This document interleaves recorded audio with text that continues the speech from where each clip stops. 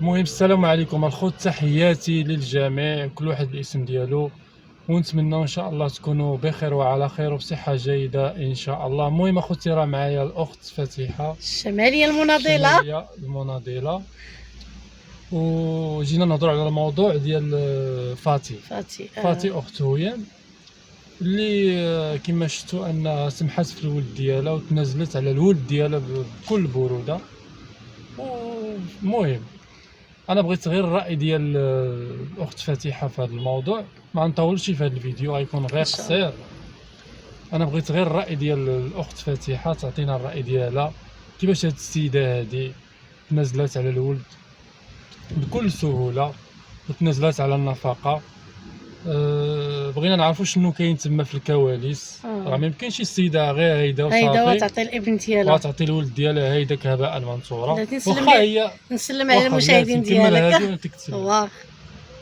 هي ماشي سيباتو ولا لحتو ولا حنا ما نقولوش هاد الهضره، هي عطاتو للاب.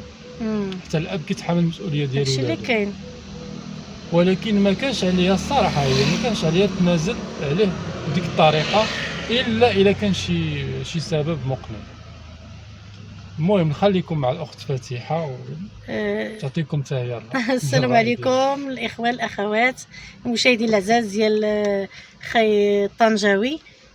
مرحبا بيا معاه في رحبوا بيا معاه في القناه ديالو. قول لهم السلام عليكم المشاهدين ديال خي طنجاوي. اش اخباركم؟ كنتمنى لكم تكونوا بخير وعلى خير في احسن الظروف وما يتخصكم حتى خير ان شاء الله، والله يسهل عليكم جميعا والله يوفقكم جميعا. المهم جينا نهضروا على الموضوع. هو قال لي على هذا الموضوع ديال شنو اسمها فاتي الاخت ديال هويان. تخلات على الابن ديالها، ما عرفناش حنا واش تخلات ولا ما عرفناش شنو هي الظروف. اللي كنعرف انا هي الام ما كتخلاش على ولادها نهائيا، كتهزهم بسنانها كما كيقولوا. ما يمكنش اي هكاك تخلى على الابن ديالها. راه الكبده، كل ام راه حاسه بالكبده ديال الابناء ديالها. انا جاتني غريبه تخلى على الابن ديالها الزوج ديالها، هو الحاضن حتى هو ما يمكن له يكون عنده، ولكن تخلى عليه مره ما يمكنش. ما جاتنيش، ما دخلتش لي قانونيا ما كملوش الاجراءات ياك.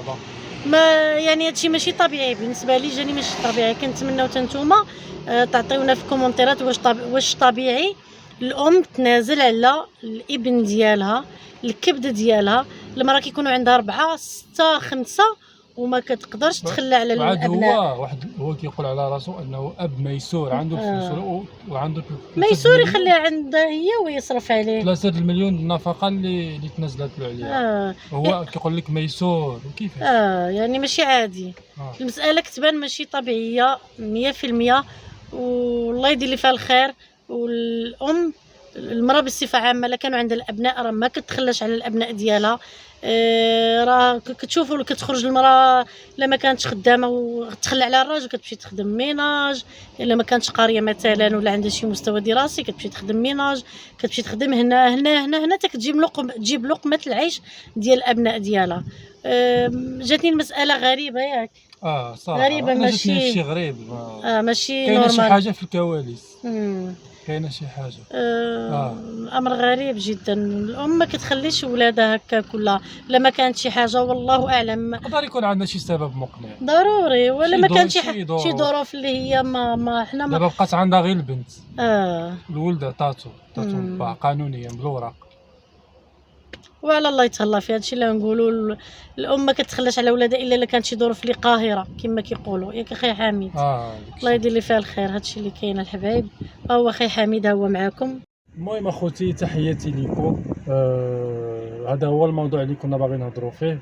نتمنى اخوتي تدعموا القناه باللايك والبارطاج، ودخلوا عند الاخت فاتحه الشماليه المناضله هي تدخلوا عندها وتدعموها. المهم تحياتي لكم كل واحد بالاسم ديالو، ونتلاقاو من بعد ان شاء الله. السلام عليكم.